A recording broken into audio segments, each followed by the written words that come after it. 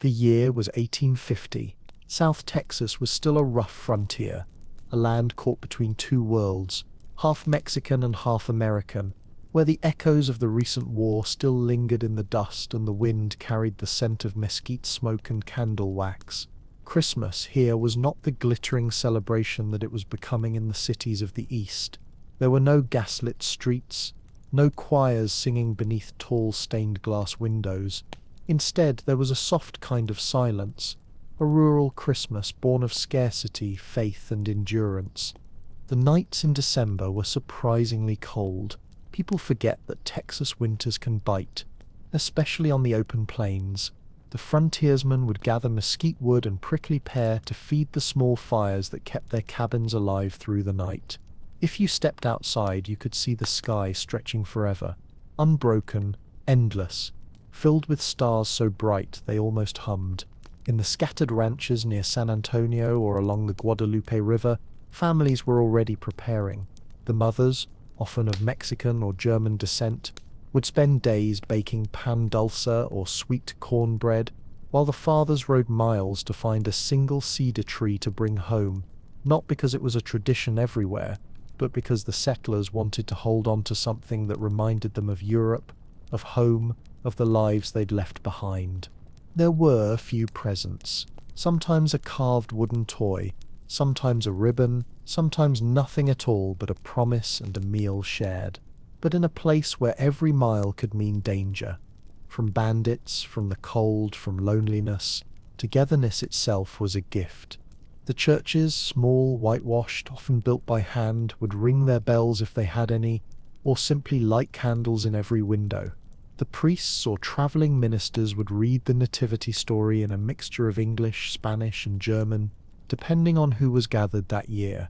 And when they finished, there was music, violins, accordions, guitars, sometimes a fiddle played by an old settler who had walked from Tennessee long ago. It wasn't about gifts or grandeur. It was about survival and memory, the quiet knowledge that even on the edge of the world, the story of Bethlehem still reached them through the stillness of the prairie night. That night, as coyotes howled in the distance, and the wind moved gently through the cactus fields, families sat close together near their hearths. The air smelled of cornmeal, smoke, and cinnamon. Someone would whisper a prayer for rain. Someone else would hum an old European hymn. And in that moment, far from the snow and the cathedrals, Christmas was reborn in the wilderness, humble, silent, and holy. By the afternoon of Christmas Eve, the air in southern Texas had a strange stillness, a mixture of dust, cool air, and anticipation.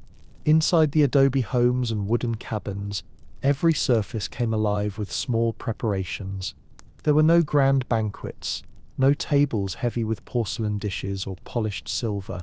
Instead, the feast was made of what the land could offer, what the settlers could spare, and what the season could forgive. In the German settlements scattered around New Braunfels and Fredericksburg, families brought the customs of the old world into the harsh light of the Texas frontier. Candles were set in potatoes to keep them upright, a humble substitute for candelabras. Cedar branches were tied with scraps of red cloth, forming something that resembled garlands. Children carved small stars out of tin or wood, and some families, if they were lucky enough, had a musician among them to play an old carol that echoed faintly across the plain. Food was never plentiful, but it was sacred. There might be a roasted turkey, lean and a little dry from the open fire, or smoked venison, carefully prepared over mesquite coals. The women would cook beans and corn with a sprinkle of lard and salt, and bake pan de campo, the cowboys' bread in cast-iron pots buried under glowing embers. Sweetness came from dulce de leche boiled slowly until it turned thick as syrup, or from dried apples rehydrated in spiced water. For Mexican families along the Rio Grande, Christmas Eve, La Noche Buena meant tamales. The masa was spread by hand, the meat seasoned with chili and cumin, and everyone helped. Grandparents, children, cousins, all gathered around the same fire. As they worked, they told stories of old saints and faraway places, of soldiers and miracles, of how snow once fell on the desert long ago, And when the cooking was done, the night began. The smell of roasted meat and burning cedar mixed with candlelight and faint music. People danced barefoot on packed earth, holding hands, laughing quietly, their voices soft but filled with warmth. They danced not because life was easy, but because it was not. Because celebration was a rebellion against loneliness, against the silence of the plains. The stars above seemed close enough to touch. Horses shifted quietly in their pens, the air trembled with music, and somewhere in the distance another family, miles away, might be doing the same thing, singing, praying, surviving. When the bells of midnight came, real or imagined, someone would read the story of Christ's birth by the firelight. The words felt ancient, and yet perfectly at home here, in this land of cactus and stone. And for one brief night, even the poorest families felt rich, rich in company, rich in hope, rich in the fragile beauty of another year survived. Outside, the fire cracked, the sky glowed faintly red, and the wind whispered through the mesquite trees like a hymn that had traveled oceans to find them. When the first light of Christmas morning broke over the plains of southern Texas, it came not with snow but with a golden mist that settled gently on the mesquite trees and open grass. The horizon was pale and endless, and the air smelled faintly of ash, earth, and fresh bread. Roosters crowed and far-off cattle lowed, echoing through the hills like a hymn that belonged to no church, and yet carried a holiness all its own. Inside the small homesteads, children woke before the sun. Their excitement was quiet, almost shy. There were no piles of boxes, no bright ribbons, no Christmas trees crowned with stars, just little bundles wrapped in cloth or paper, hidden beneath cedar branches or tucked behind the hearth. A hand-carved whistle, a simple doll made from corn husks, a small pouch of sugar or coffee, gifts that meant more because they were hard-won, carried across long distances or saved through months of toil. The mothers would stir the ashes, revive the fire, and warm yesterday's bread. Fathers would step outside, the cold biting their faces, to fetch water from the well. In some homes a candle still burned from the night before, a sign that the prayer hadn't ended, that the house remained in a state of grace. By mid-morning, families began to make their way toward the nearest church. For some, it was a few miles. For others, a half-day's ride across rough country. You could see them from afar, small figures on horseback or in wagons, wrapped in shawls and blankets, their breath visible in the chill air. Along the trails, they greeted one another with nods or soft Feliz Navidades or Merry Christmas, sir, voices carried by the wind. In towns like San Antonio, the churches stood simple but proud, their bells calling out into the open country. Inside, men removed their hats, women covered their heads with lace, and the air filled with candle smoke and the scent of cedar. Hymns rose in 3 languages, English, Spanish, and German, weaving together in strange, beautiful harmony. The preacher's words were slow and steady, reminding them that peace was not the absence of hardship, but the endurance of the soul in spite of it. That the same Christ born in a stable now lived among the dust and drought of their own land. When the service ended, the congregation lingered, exchanging bits of food, coffee or tobacco, laughing softly as if afraid to wake the silence that waited outside. Back home, the day moved quietly. Some went hunting, others visited neighbors, some simply sat on their porches watching the land breathe under the afternoon sun. The meal was modest but heartfelt. Beans, bread, coffee, and maybe a little meat if fortune had been kind. Children played near the fire, their laughter echoing against the wooden walls. As the sun began to sink behind the plains, turning everything to gold and amber, a soft melancholy returned. Christmas on the frontier was never loud. It was a fragile passing moment, like the flicker of a candle in the wind. But in its simplicity, it carried a depth that could outlast empires, a faith not in abundance, but in survival, gratitude, and the quiet beauty of being together. The stars came again that night, brighter than ever.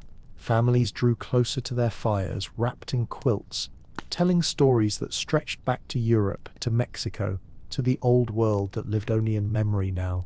And in that stillness, as coyotes cried in the distance and the plains settled into sleep, there was peace, the kind of peace that doesn't depend on music or gifts, but on love, shared in silence, beneath a Texas sky. When Christmas faded into the soft dust of the following days, life on the frontier resumed its rhythm, slow, unhurried, and shaped by the land itself. The fires that had burned through the night now glowed faintly with embers, and the cedar branches that once stood proudly on the tables were carried outside, their scent still clinging to the hands that touched them. The laughter, the music, the prayers, they all seemed to linger in the cold morning air, like the echo of a dream no one wanted to wake from. In those last days of December, the families of southern Texas turned once more toward their work.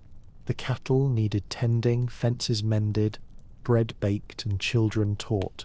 Yet something about the days after Christmas felt gentler. The world seemed to exhale.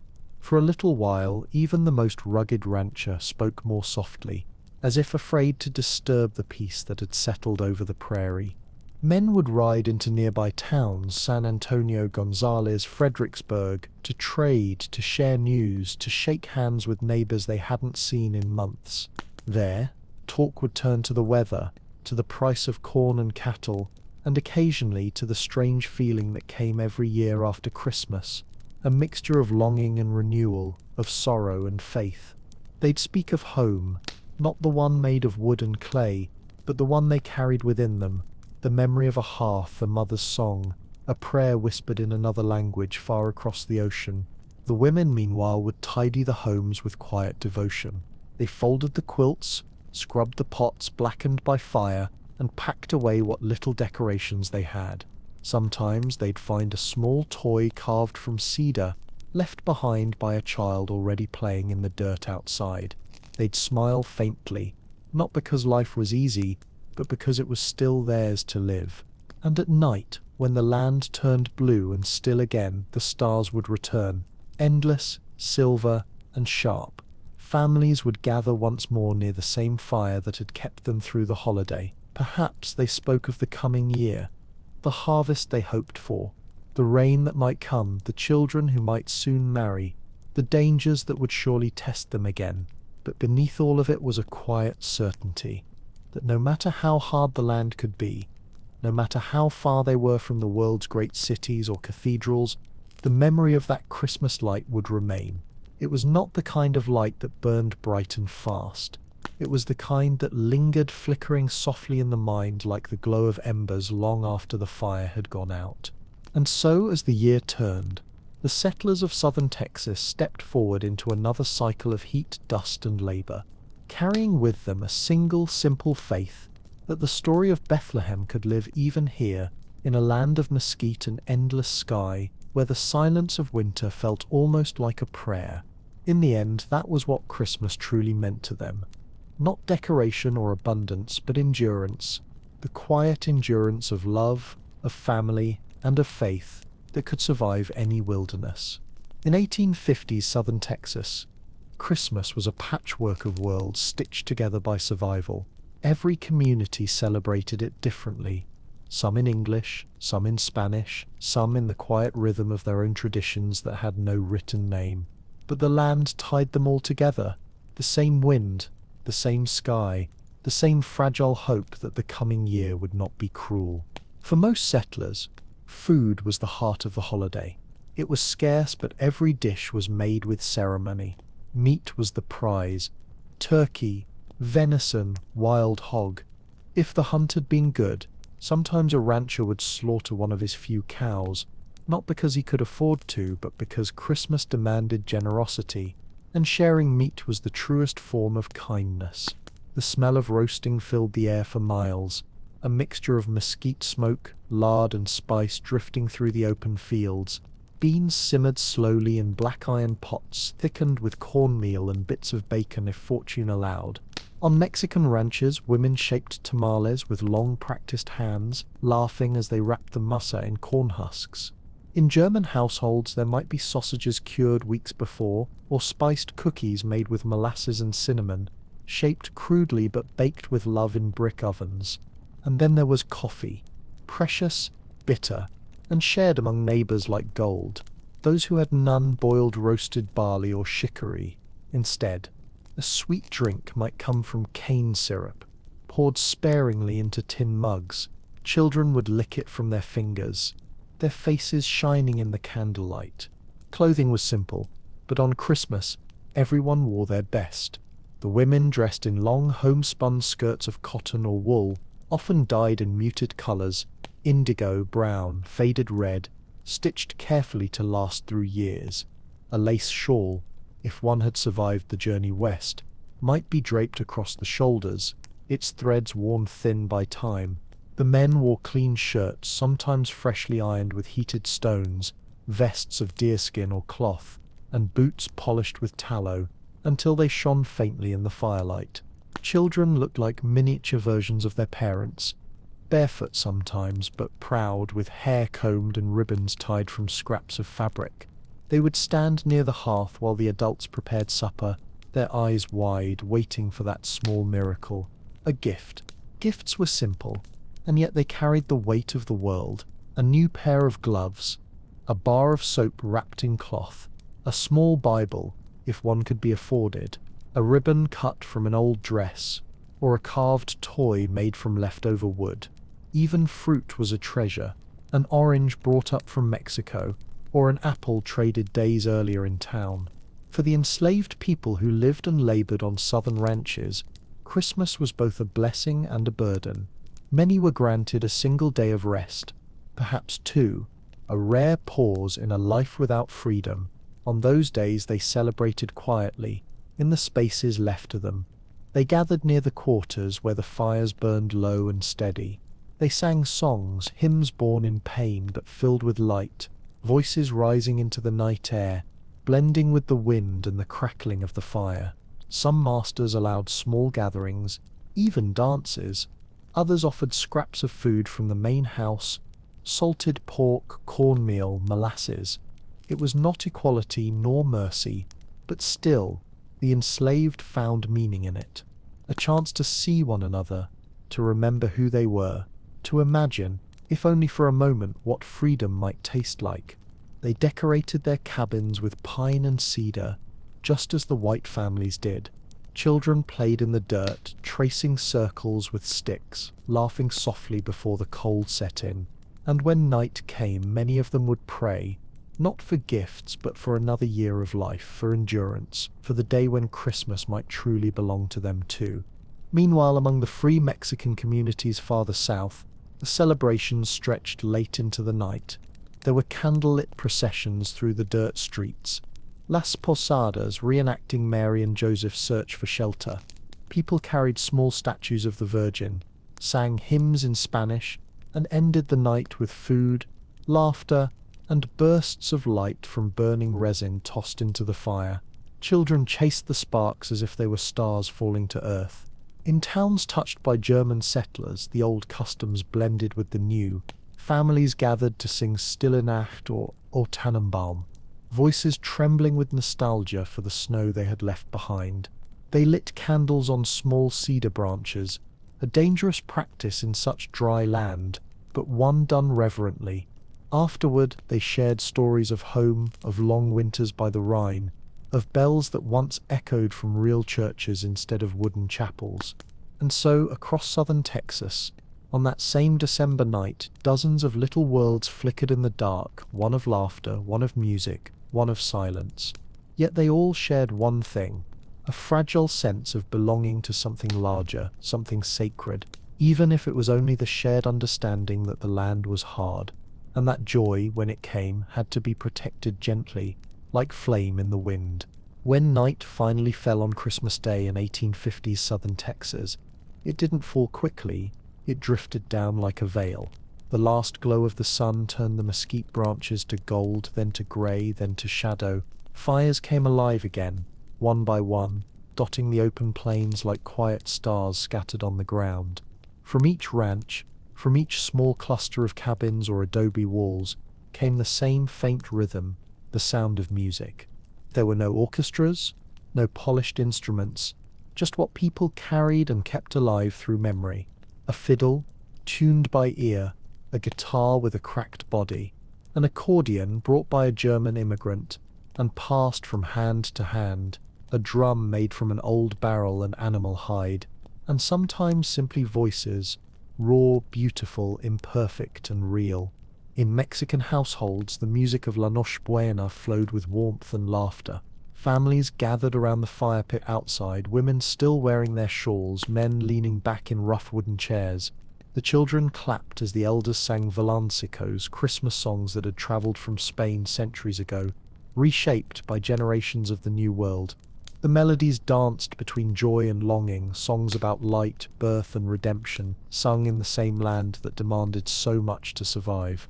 A few miles away, in the small German settlements, Christmas night carried a quieter tone. The music there was slower, more solemn. You could hear the sound of the fiddle echoing through the valley, playing the same carols that once filled Lutheran churches across Europe. The families sat close together, the flickering candles reflecting in their eyes, their voices blending softly in harmony. Still Nacht, Heilige Nacht. The words rose into the air, trembling, carried over the open country, where it mingled with the songs of another people, another faith, another tongue. On some ranches those worlds met. German settlers married Mexican wives. American cowhands worked alongside freedmen and enslaved laborers. And on that night, that one night, the boundaries faded. A cowboy might strum a guitar while a black field hand sang low, his voice deep and strong, keeping time with his hands. A woman might hum a Spanish lullaby while a child from Tennessee joined in without knowing the words. The fires flickered, and the land for once seemed to listen. In the slave quarters, the music was different. Older, deeper, born from sorrow and shaped by hope. The songs were slow, spiritual, carrying stories not of Bethlehem but of freedom. Follow the drinking gourd, someone might whisper. Go down, Moses. They sang softly at first, then louder, until the sound filled the night like the voice of the earth itself. Even the smallest children listened, quiet, their eyes reflecting the flames. It was dangerous to sing such songs. They spoke of deliverance, of escape, of rebellion, but on Christmas they were tolerated, sometimes even welcomed, as though everyone knew that even slaves needed a moment of heaven. The music wound through the darkness, mingling with the distant laughter of white families, the barking of dogs, the wind against the cactus leaves. It was a strange harmony, not of equality, but of existence, of all voices rising beneath the same wide Texas sky. For a few brief hours, the frontier forgot its boundaries. The wealthy ranch owner and the hired hand, the German farmer and the Mexican vaquero, the slave and the settler, they all lived under the same stars, breathed the same dust, and shared the same small firelight that flickered against the walls of the wilderness. And when midnight came, when the music faded and the fires burned low, an almost sacred silence settled. Somewhere, a mother rocked her child to sleep. Somewhere, a man stared into the embers, thinking of home. The cattle rustled softly beyond the fence line, and the wind moved through the grass like a whisper, a language older than any of theirs, a reminder that this land, in all its cruelty and beauty, would remember them long after they were gone. When dawn returned to southern Texas the day after Christmas, it arrived in silence.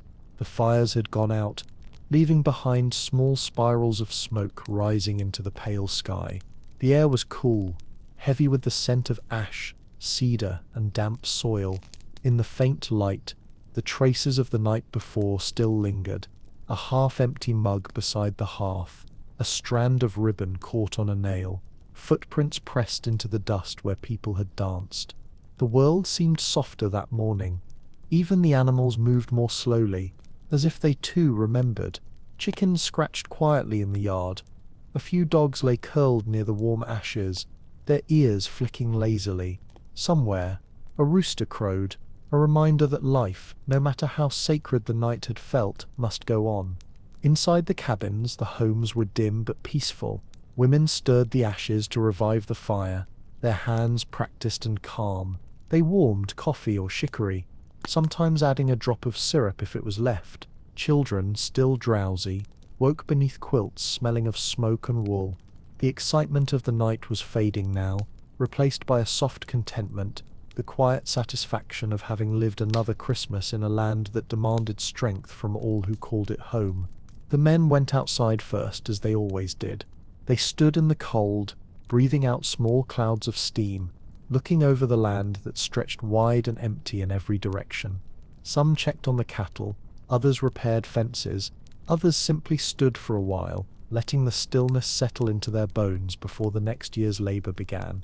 In the towns, the aftermath of celebration showed itself in small ways. Wax dripped onto the church steps, tracks from wagon wheels pressed into the frozen dirt, a few cedar branches scattered by the wind. The bells that had rung out the night before were silent now, yet their echo seemed to hang in the air, faint and golden. On plantations and ranches where slaves and laborers had been allowed to gather, the quarters were quiet. The songs had ended, the fires had gone cold. Some went back to the fields, others stayed behind to tidy the ashes and repair tools. But those who had sung through the night carried something invisible with them, a strength renewed, a hope whispered into the darkness. For them, Christmas was not a feast or a gift, but a brief reminder that the soul could still find light, even when the body could not move freely. Farther south in the Mexican settlements, the candles of Las Posadas were melting down to wax puddles on windowsills. Women swept courtyards and gathered leftover tamales, sharing them with neighbors who passed by. In German homes, the cedar decorations were taken down carefully and hung outside for the wind to claim. The air carried fragments of melody, the fading line of a carol sung absent-mindedly by a child as he watched the sunrise. And that sunrise was something worth remembering.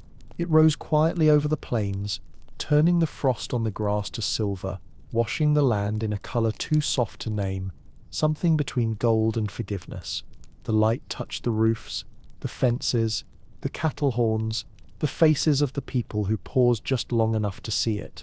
It was as if the land itself was exhaling, releasing the holiday back into the flow of ordinary life. By midday, the world of 1850s southern Texas looked much the same as it had before, people working, fires burning, wheels turning on dusty roads. Yet beneath all of it, the memory of that night, the songs, the food, the laughter, the fragile togetherness remained.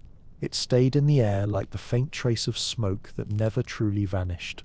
That was the magic of those Christmases. They did not need grandeur to endure.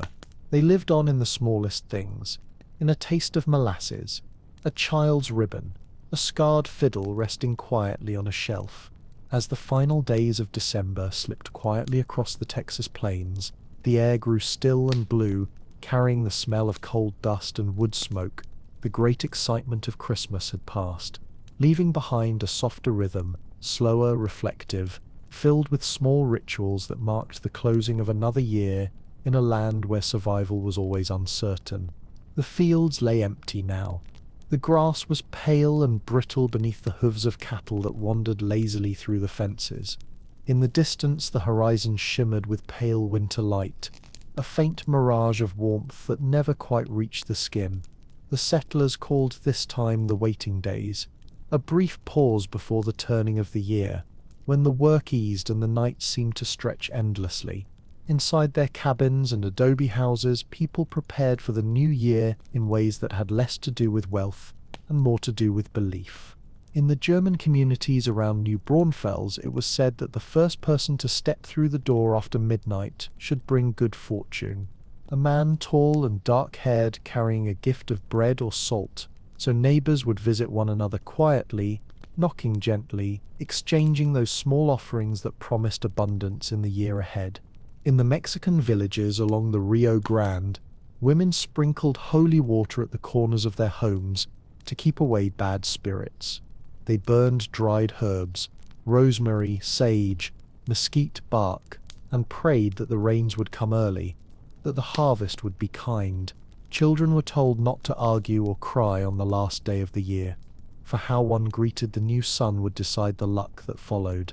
For the enslaved and freed black families scattered across the southern ranches, New Year's carried another kind of meaning. one that mixed faith with endurance. They called it Watch Night.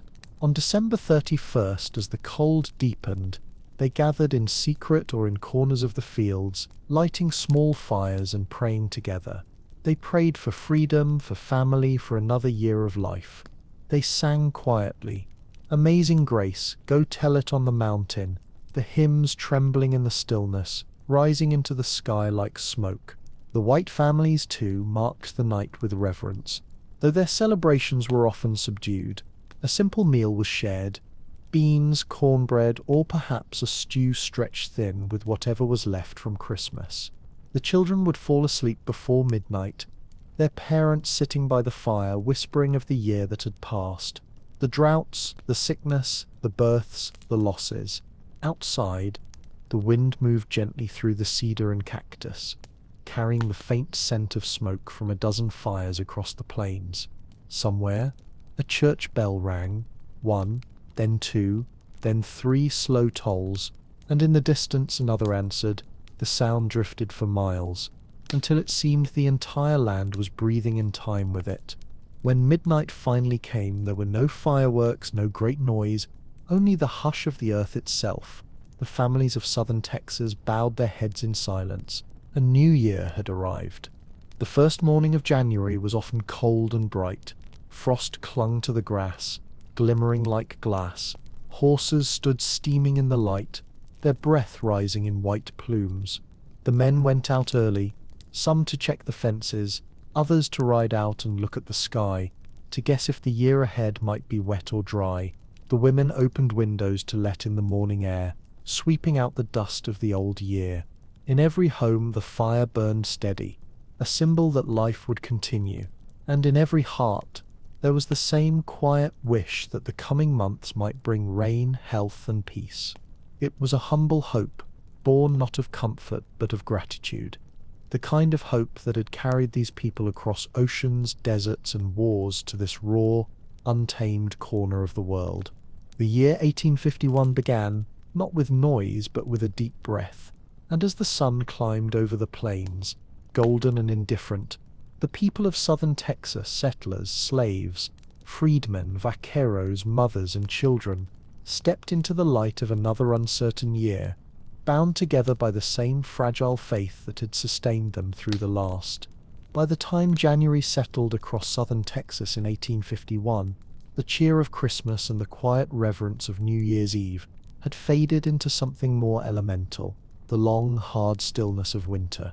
This was not the kind of winter that blanketed the world in snow and silence, but one made of wind, dryness, and the slow ache of endurance. The sky stretched endlessly grey, the land cracked beneath the weight of frost, and the rivers, shallow and reluctant, moved sluggishly under a veil of ice. The settlers had no illusions about it.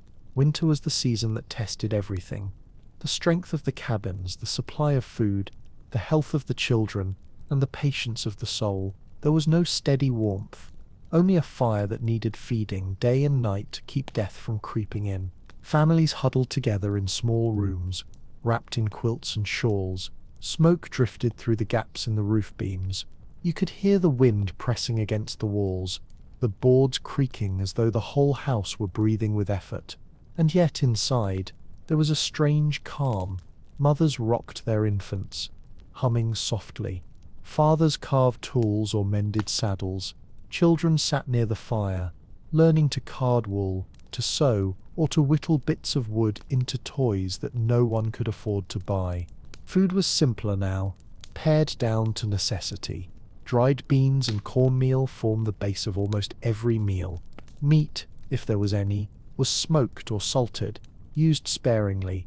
Sometimes families boiled bones to make broth, stretching flavor out of almost nothing. The luxury of Christmas, that small feast, that moment of abundance, had already become memory. But even in hardship, the people of the frontier found ways to hold on to grace. On Sundays they still gathered for prayer, sometimes in a church, sometimes just under the open sky. They sang the same hymns they had sung on Christmas Eve, though softer now, as if to avoid waking the cold. Faith was not ceremony here. It was survival itself, the invisible line that tied the living to the land, to the dead, to the hope that spring would return. The enslaved people, whose labor had built much of what stood on that soil, endured the season in silence. They slept in cabins with cracked walls and dirt floors, wrapping themselves in rags and straw for warmth. Their fires were small, and their food scarcer still. Yet even they shared when they could. A spoon of molasses, a handful of cornmeal, a story told low to keep the spirit alive. On some nights, when the sky was clear and the moon hung bright above the prairie, songs could be heard, soft, mournful, carried by the wind. Hymns of suffering, yes, but also of defiance, reminders that even bondage could not crush the sacredness of the soul. The sound drifted far across the plains, merging with the cry of coyotes and the rustling of dry grass. In Mexican villages farther south, the rhythm of life followed an older cycle. Families gathered in courtyards with fires burning low, drinking atole made of corn and cinnamon. Children played beside their mothers, chasing shadows while the men told stories of saints and ghosts. The Virgin of Guadalupe still watched over every doorway, her image faintly glowing in candlelight. Even as the nights turned bitter, people found warmth in ritual, in prayer, in song, in the small acts that made the darkness bearable. And in the German settlements where the settlers missed the snow of home, they made do with what they had, lighting lanterns in the windows, reading from tattered hymnals, and sharing bread dipped in honey. Their Christmas trees were gone now, but their faith remained, simple, sturdy, quiet.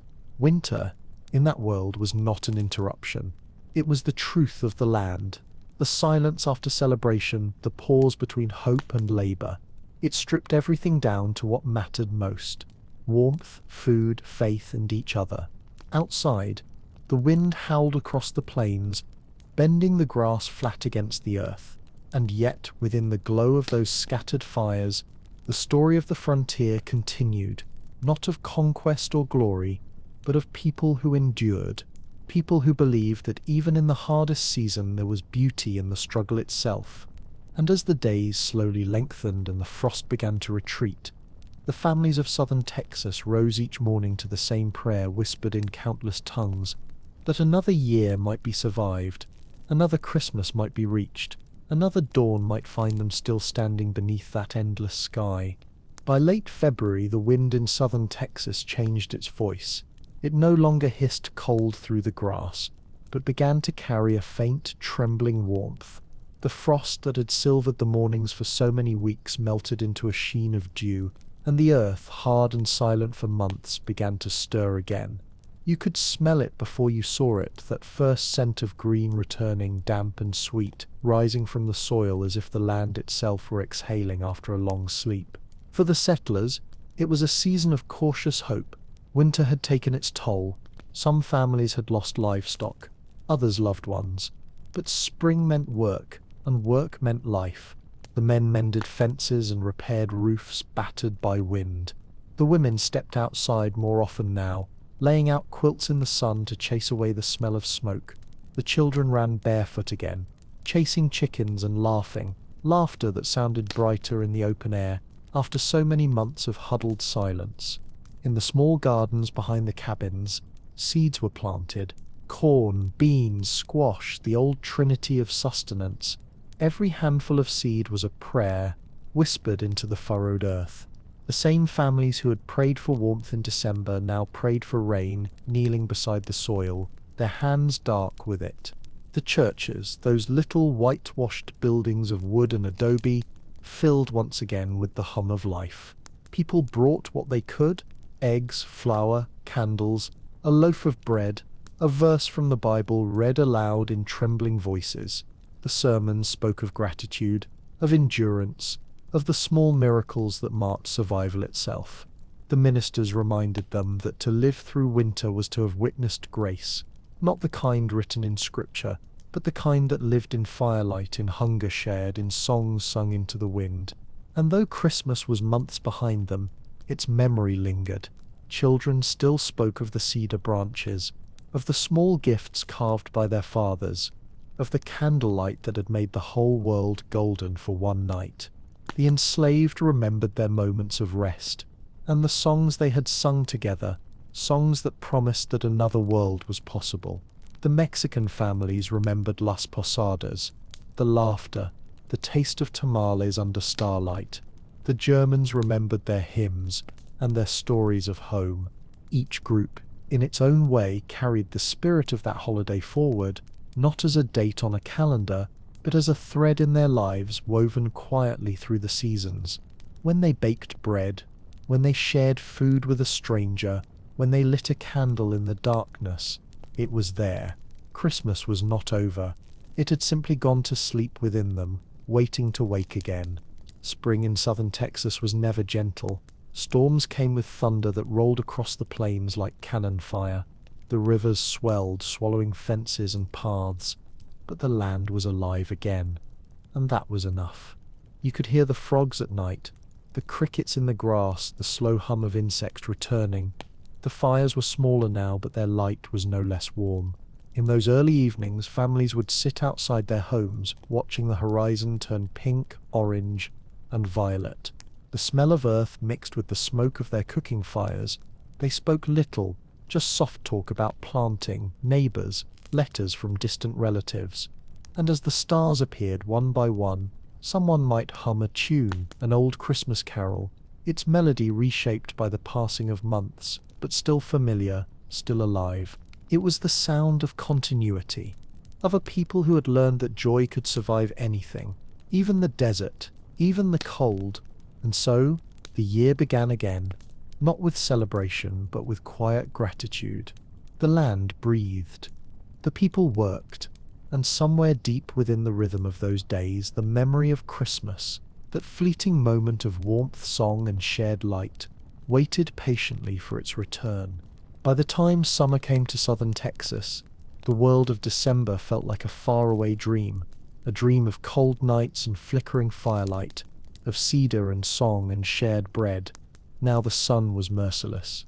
It rose before dawn and poured across the plains until the air shimmered like glass.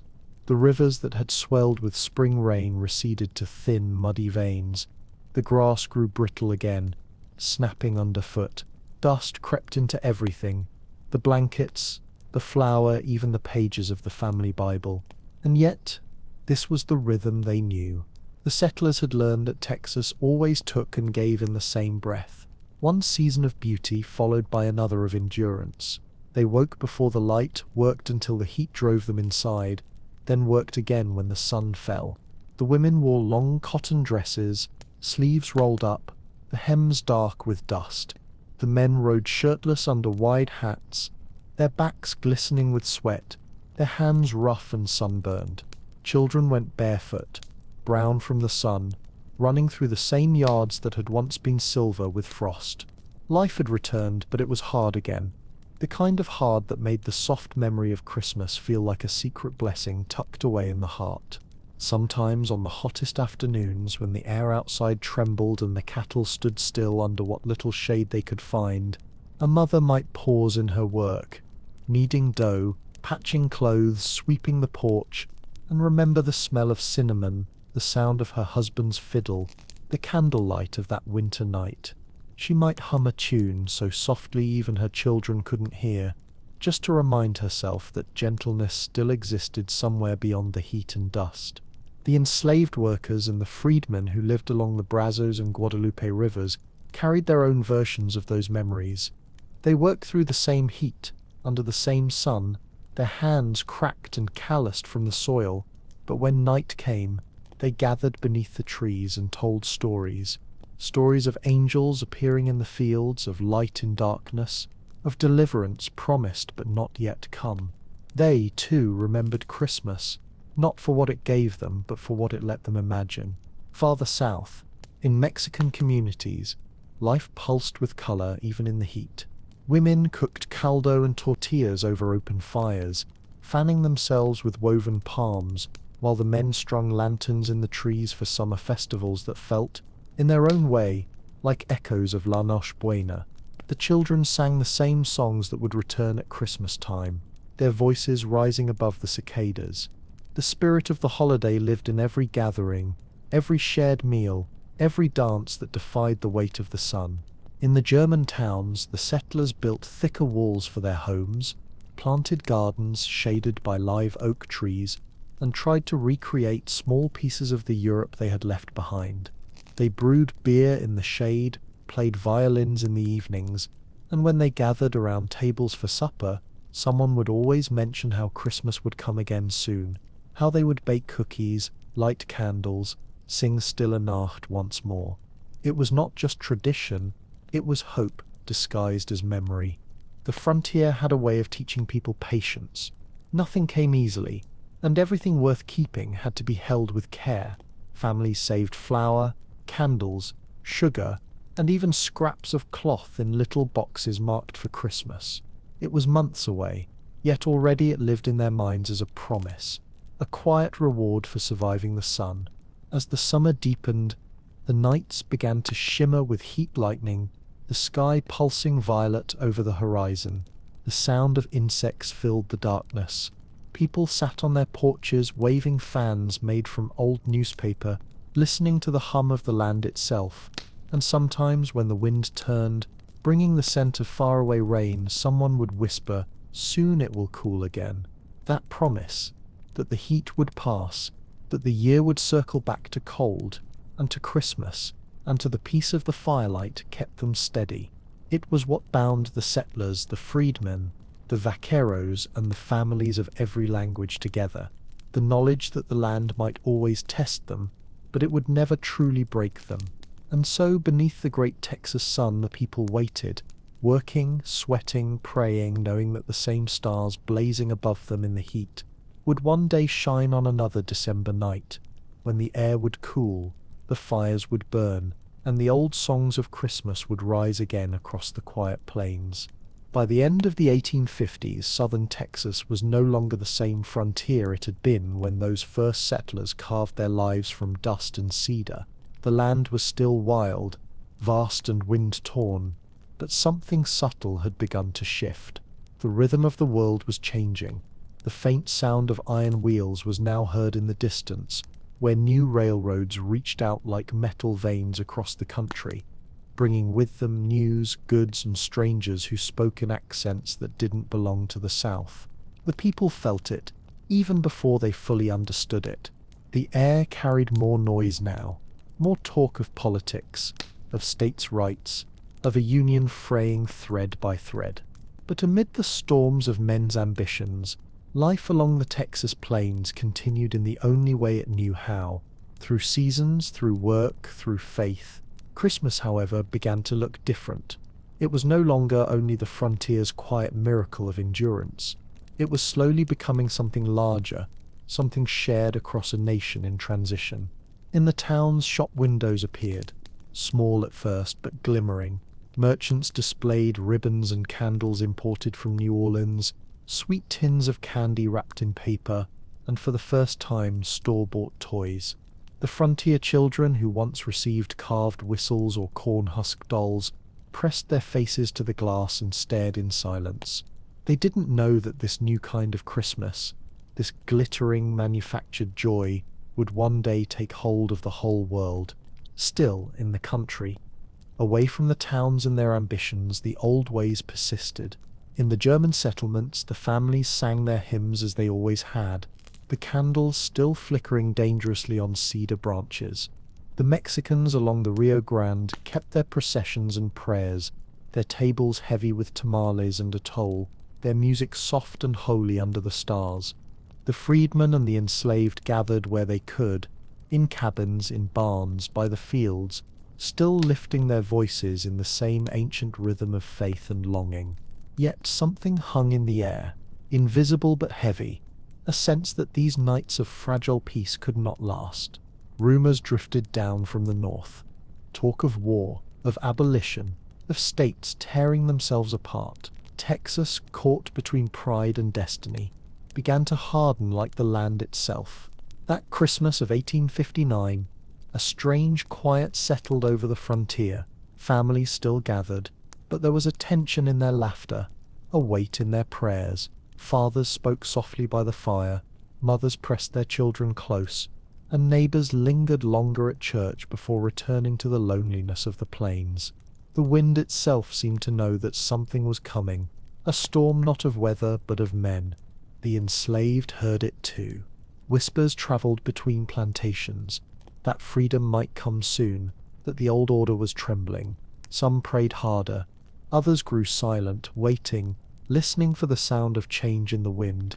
For them, Christmas that year was both a comfort and a question. What would it mean to be free when the world around them was preparing to burn? But even as the shadow lengthened, the rituals endured, the fires were lit, the carols were sung. A child somewhere still unwrapped a single apple, the same way their mother once had. A woman in San Antonio still placed candles on her windowsill for the Virgin. A man still stood outside his cabin at dawn, looking at the stars, remembering another winter long ago when the only gift was the warmth of a shared fire. Christmas, in the end, did what it had always done in Texas. It outlasted the noise. It belonged to no single nation, no race, no tongue. It was simply the one night when even the hardest hearts softened, and the cold land felt almost merciful. As the 1860s approached, the people did not yet know how much would be taken from them, or how much they would have to give, but they knew this, that no matter what came when the wind turned cold again, when the nights grew long and the stars hung low over the plains, they would still gather, they would still light the fire, they would still sing the old songs. And somewhere between the prayers and the silence, between the old world and the new, Christmas would return, just as it always had, humble, stubborn, and eternal. The winter of 1861 came early to southern Texas, carried not only by the cold wind from the north, but by the low, restless murmur of war. The year had torn the country apart. Men who had once shared pews in the same churches, who had hunted together and prayed together, now wore different colors on their sleeves. The young rode off with rifles on their backs, leaving behind families, land, and the fragile peace that had held the frontier together for so long. That Christmas, the plains were quieter, but not with peace. The silence had changed. It was the kind that came after farewell, heavy and waiting. In the small towns near San Antonio, the bells still rang on Christmas Eve, but their sound carried farther now, echoing across empty streets. Many of the men who would have answered those bells were gone, in uniform far from home, standing guard along the Rio Grande, or marching east toward uncertain battlefields. The women filled the pews instead, shawls pulled tightly around their shoulders, candles flickering in trembling hands. They prayed not for victory, but for safety. They prayed for the boys they had raised, for the husbands who had promised to return. They prayed that the world would remember how to be kind again. At home, Christmas was a quieter affair. The cedar trees were still cut and brought inside, though smaller now, their branches decorated not with ribbons or candles, but with scraps of paper and hand-carved stars. The old songs were sung softly, the children's voices carrying through rooms that felt emptier than before. Food was scarce. With trade disrupted and men away at war, the women made do with what they had. Cornbread without flour, dried beans cooked over low fires, thin strips of dried meat softened in broth. But they served it with care, as if ceremony itself could keep despair at bay. On some tables, a single candle burned beside a folded letter, the only thing left of someone who might never return. For the enslaved people on the ranches and plantations, the war brought confusion. They heard rumors that freedom might come, that the fighting was about them, though no one told them clearly how or when. On Christmas night, many gathered to pray, their songs still rising into the cold air, unchanged by politics or power. Go Tell It on the Mountain was sung in secret that winter, its message heavier than ever. It was not rebellion, it was remembrance. A reminder that even as men waged war, God still saw them. In the Mexican settlements, Christmas went on as it always had. La Noche Buena was celebrated beneath open skies, with candles set in windows, music echoing through the streets. But even there, the news of war travelled, soldiers passing through, officers demanding supplies, families losing sons who had married into the Anglo or German communities. The holiday became a moment of unity again, a way to forget for one night that the world was breaking apart. And still, across every camp and settlement, there was music. Soldiers on both sides played fiddles by their fires, carving out fragile pockets of peace in the cold. Some sang hymns they had learned as children. Silent Night, O Come All Ye Faithful, their voices drifting into the same star-filled sky that stretched above Texas, Virginia, and beyond. In those moments, there were no sides, no flags, only men who remembered home. Back in the cabins and adobe houses, mothers tucked children into bed and told them that Christmas would return, as it always had. They spoke softly about the star over Bethlehem, about shepherds and hope, about light born in the darkest hour. They had no way of knowing that the war would last 4 long years, that it would take more than soldiers, more than land, that it would change the very soul of their country. But that night, under the quiet Texas sky, Christmas endured once again.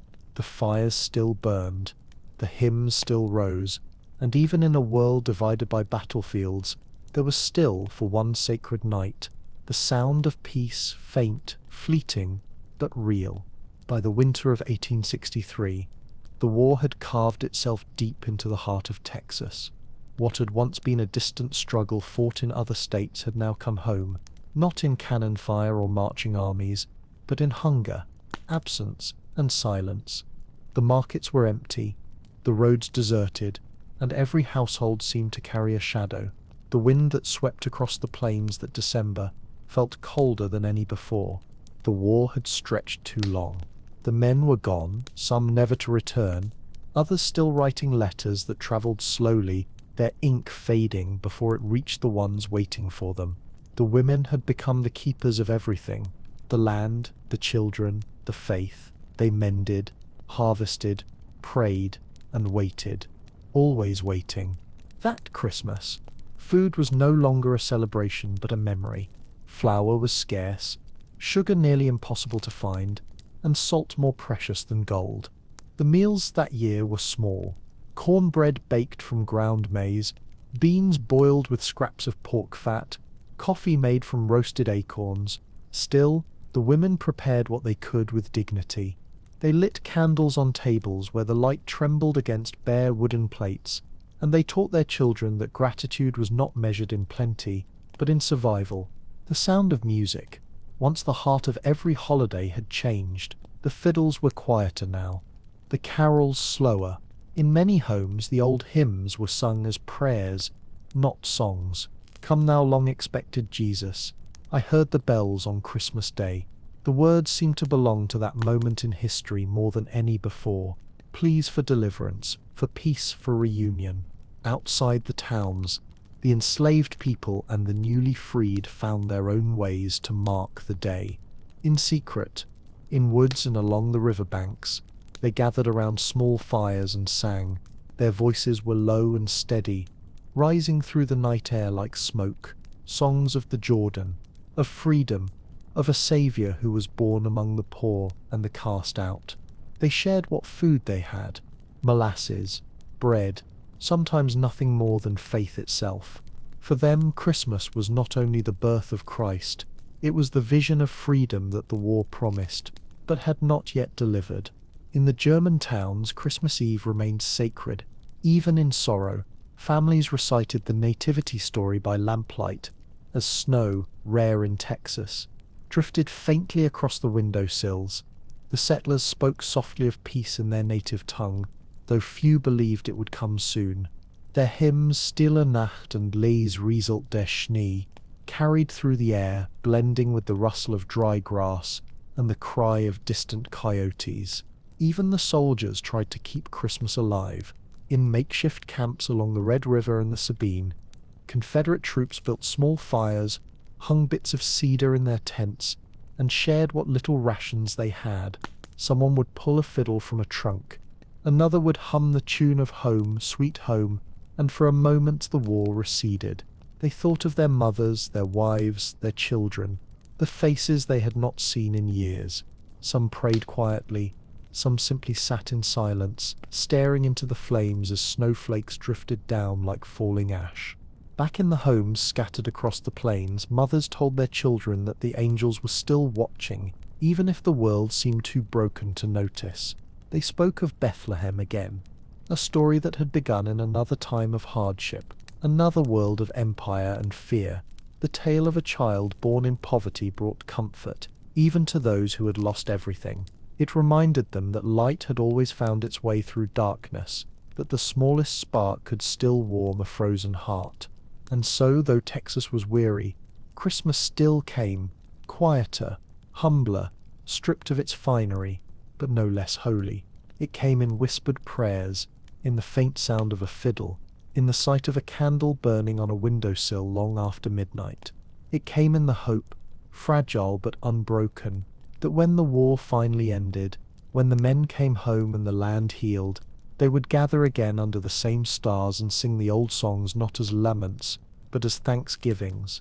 In that endless, uncertain winter, they held to one truth, that peace, though lost for a time, would return, and that Christmas would wait for them, as it always had, patient as the sky. The year was 1865, and for the first time in living memory, the air over southern Texas carried a silence that was not born of fear but of change. The war was over. The soldiers had laid down their rifles, the cannons had gone quiet, and the long shadow that had darkened every hearth and field for 4 bitter years began to lift. Yet peace did not come as a roar of triumph. It came as a fragile whisper, uncertain and trembling, like the first wind before dawn. That December, the land was dry again, the grass brittle, the sky vast and unbroken. But something in the people had shifted. The enslaved were no longer slaves. News of emancipation had reached Texas late, long after it was declared, carried by rumor, by Union soldiers, by the slow, unstoppable word of freedom. By Christmas, the truth had spread from plantation to plantation, whispered in disbelief at first, then shouted, then sung. Freedom. It was a word that meant everything and nothing all at once. For many, it brought joy, radiant, uncontrollable joy, the kind that spilled out in songs and tears, in embraces between people who had never before been allowed to dream aloud. For others, it brought fear, for what came next, for where to go, for how to live when the world no longer had chains to hold them, but also no hands to guide them. That Christmas, the fields were quiet, but the quarters were alive. Men and women gathered around fires that burned brighter than they ever had before. They sang through the night, "Go down, Moses, swing low," "Sweet Chariot," and hymns of their own making, voices trembling with the weight of history. Some danced barefoot in the dirt, others simply sat in silence, holding one another, knowing that the world had shifted beneath their feet.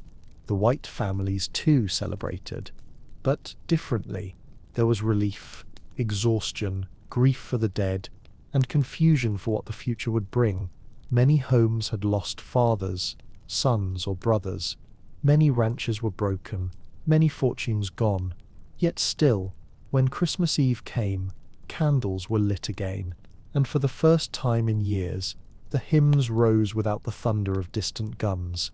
Silent Night was sung in churches that smelled of dust and wax, and for the first time the silence that followed felt clean, not empty, but holy. In the town something new appeared that year. Freedmen, dressed in what little they had, gathered in the open squares to pray beneath the stars. Their prayers were loud, songs and shouts that startled the quiet settlers, songs of praise that did not ask for mercy, but offered thanksgiving. It was the first Christmas they could truly claim as their own, and they filled it with everything their voices could carry. The Mexican families along the Rio Grande held La Noche Buena with more fire than ever, dances that lasted until dawn, candles burning on every windowsill, prayers for peace that now felt answered. German settlers shared bread and ale with their neighbors, strangers or not, grateful simply to live in a time without killing. And though the war had left scars on everyone, there was, for one brief moment, a sense that Texas itself was breathing again, that the land had seen too much blood and now longed for song. The year was 1865, and for the first time in living memory, the air over southern Texas carried a silence that was not born of fear, but of change. The war was over. The soldiers had laid down their rifles, the cannons had gone quiet, and the long shadow that had darkened every hearth and field for 4 bitter years began to lift. Yet peace did not come as a roar of triumph. It came as a fragile whisper, uncertain and trembling like the first wind before dawn. That December the land was dry again, the grass brittle, the sky vast and unbroken, but something in the people had shifted. The enslaved were no longer slaves. News of emancipation had reached Texas late, long after it was declared, carried by rumor, by Union soldiers, by the slow, unstoppable word of freedom. By Christmas, the truth had spread from plantation to plantation, whispered in disbelief at first, then shouted, then sung, freedom. It was a word that meant everything and nothing all at once. For many, it brought joy, radiant, uncontrollable joy, the kind that spilled out in songs and tears, in embraces between people who had never before been allowed to dream aloud. For others, it brought fear, for what came next, for where to go, for how to live when the world no longer had chains to hold them, but also no hands to guide them. That Christmas, the fields were quiet, but the quarters were alive. Men and women gathered around fires that burned brighter than they ever had before. They sang through the night, "Go down, Moses," "Swing low," "Sweet Chariot," and hymns of their own making, voices trembling with the weight of history. Some danced barefoot in the dirt, others simply sat in silence, holding one another, knowing that the world had shifted beneath their feet. The white families, too, celebrated, but differently. There was relief, exhaustion, grief for the dead, and confusion for what the future would bring. Many homes had lost fathers, sons, or brothers. Many ranches were broken, many fortunes gone. Yet still, when Christmas Eve came, candles were lit again, and for the first time in years, the hymns rose without the thunder of distant guns. Silent Night was sung in churches that smelled of dust and wax, and for the first time the silence that followed felt clean, not empty, but holy. In the towns, something new appeared that year. Freedmen, dressed in what little they had, gathered in the open squares to pray beneath the stars. Their prayers were loud, songs and shouts that startled the quiet settlers, songs of praise that did not ask for mercy, but offered thanksgiving. It was the first Christmas they could truly claim as their own, and they filled it with everything their voices could carry. The Mexican families along the Rio Grande held La Noche Buena with more fire than ever, dances that lasted until dawn, candles burning on every windowsill, prayers for peace that now felt answered. German settlers shared bread and ale with their neighbors, strangers or not, grateful simply to live in a time without killing. And though the war had left scars on everyone, there was, for one brief moment, a sense that Texas itself was breathing again, that the land had seen too much blood and now longed for song. Children born during the war were old enough now to understand that the world before them was not the one their parents had known. Their mothers told them stories by the fire, stories of hardship, of courage, of nights when the stars were the only light left. They spoke of Christmases when the bells were silent, and of this one when they rang again. For the freedmen, this Christmas was more than celebration. It was declaration. They gathered in circles and gave thanks for life itself. They shared what food they had: cornbread, sweet potatoes, meat smoked on open flames. Some read aloud from the Bible, their voices shaking with emotion over words they had once only heard, never spoken. "Ye shall know the truth, and the truth shall make you free." The white families watched quietly from their porches, unsure what to feel: guilt, awe, confusion. But in the glow of those fires, even they could not deny that something sacred had happened. The old world was gone. A new one, fragile but alive, was being born right beside them. As the night deepened, the songs of the freedmen mingled with the hymns of the settlers, carried by the same wind across the plains. It was not harmony, not yet, but it was something close to it, a beginning. And when morning came, the sun rose over a land changed forever. The frost on the grass glimmered like glass. The air was still, and for the first time in many years, every person who stood beneath that Texas sky, black, white, Mexican or immigrant, felt, if only for a moment, the same fragile miracle that had always defined Christmas. The hope that peace could be reborn in a broken world. The years that followed 1865 were slow to heal. Texas, once fractured by war and shadowed by grief, began to rebuild itself, not through grand gestures but through the quiet persistence of ordinary lives. The world was learning to breathe again, and with it, so too was Christmas. In the winter of 1866, the first Christmas of true peace came. The fields were planted again, the churches repaired, and the towns that had fallen silent during the war began to hum faintly with trade and life. You could hear hammers again, the sound of mended roofs, new fences and hope nailed piece by piece back into place. That December, the celebrations were modest but deeply felt. The German families once more filled their homes with cedar branches and candlelight, singing their carols in soft, trembling harmony. The Mexican families reopened their courtyards to Los Posadas, where children carried clay lanterns through the streets, reenacting the Holy Family's search for shelter, a ritual that now resonated more deeply than ever in a land trying to rebuild its sense of home. The newly freed black families celebrated with a radiance no hardship could dim. For them, Christmas had become a symbol of everything the future could hold, not just birth and redemption, but rebirth and belonging. In the new freedmen's communities scattered along the Brazos, the Colorado, and the Guadalupe rivers, families came together with music, prayer, and food. They sang spirituals that blended joy with memory. Children, go where I send thee. Go tell it on the mountain. Freedom's comin' in the morning. The melodies were not sad, though many had known loss. They were proud, lifting through the night like smoke, declaring that freedom itself was a kind of worship. They cooked what they could: roasted sweet potatoes, beans with molasses, meat smoked slowly over oak. Women made dresses from worn cloth, brightening them with ribbons and scraps of color. The men gathered wood for the bonfire, the flames rising into the dark until it looked as if the stars themselves were answering. Children danced barefoot, laughing, their voices echoing through the fields where their grandparents had once labored in silence. And nearby, in towns where the scars of war were still fresh, white and black families began, tentatively, awkwardly, to share space again. The churches, divided by years of bitterness, sometimes opened their doors to all who would come. There were no sermons about victory or loss that year, only about peace, about the kind of love that had survived despite everything. The ranchers who had once owned vast lands now worked beside the same people they had once enslaved, bound by the same need to rebuild fences, harvest crops, and endure another winter.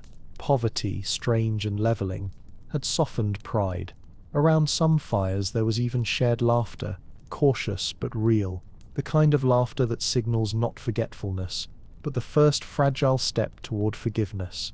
The gifts that year were simple but precious: a hand-carved cross, a loaf of bread, a book passed from one family to another, a candle molded from leftover wax, shared as a sign of light returning.